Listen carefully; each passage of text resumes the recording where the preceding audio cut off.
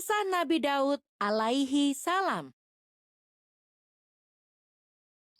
Setelah Nabi Musa dan Nabi Harun wafat, kaum Bani Israel dipimpin oleh Yusya. Yusya merupakan pengikut Nabi Musa dan Nabi Harun yang taat. Semasa hidupnya, ia berusaha untuk meneruskan ajaran nabinya. Namun, setelah Yusya wafat, kaum Bani Israel kembali pada kesesatan. Di tengah-tengah kaum yang sesat, Allah mengutus Nabi Samuel. Di masa kepemimpinan Nabi Samuel, kaum Bani Israel berhasil disatukan. Perbudakan, pemerasan, dan penindasan sudah jauh berkurang. Nabi Samuel lantas mengangkat Talut menjadi seorang raja.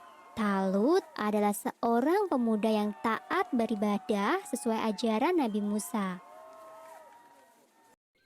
Setelah diangkat menjadi raja, Talut menghimpun kekuatan Bani Israel. Ia menyerukan kepada rakyatnya untuk bergabung menjadi prajurit kerajaan. Seruan Raja Talut sampai di kota Bethlehem, tempat tinggal Daud kecil. Daud kemudian bergabung sebagai prajurit Bani Israel. Saat itu, usia Daud masih belasan tahun. Dan senjata andalannya hanyalah ketapel yang biasa ia gunakan untuk menggembala domba. Sesungguhnya, Daud masih keturunan Nabi Yakub.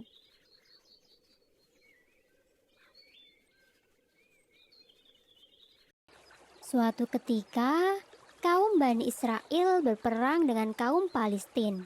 Sebelum berangkat ke medan tempur, Raja Talut berpesan, jika nanti menemui sungai, janganlah meminum airnya. Bagi siapa yang melanggar, maka ia tidak termasuk pengikut Raja Talut. Saat pasukan itu menemui sebuah sungai, sebagian besar prajurit langsung meminum air sungai itu. Sebagian lainnya tetap mematuhi larangan sang raja. Daud termasuk dalam orang-orang yang mematuhi raja mereka. Saat mereka menyeberangi sungai, orang-orang yang telah meminum air sungai itu langsung melemah dan patah semangat. Sedangkan mereka yang menuruti perintah raja tetap bersemangat tinggi dan siap untuk berperang. Daud bertempur dengan gagah berani. Batu-batu dari ketapelnya berhasil merobohkan banyak sekali musuh. Bahkan, ketapel Daud berhasil melumpuhkan raja musuhnya sehingga ia pulang sebagai pahlawan perang. Atas keberhasilannya mengalahkan raja musuh, Daud diangkat sebagai panglima perang meskipun ia masih kecil. Seiring waktu, Daud semakin populer di kalangan kaum Bani Israel.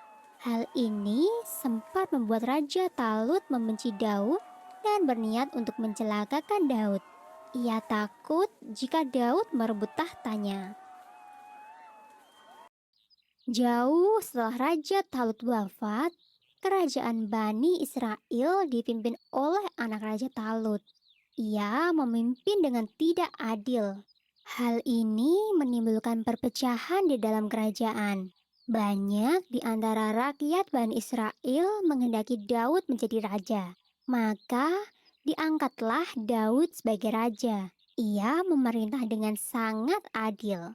Sifat Daud yang santun semakin membuat rakyat menyukainya.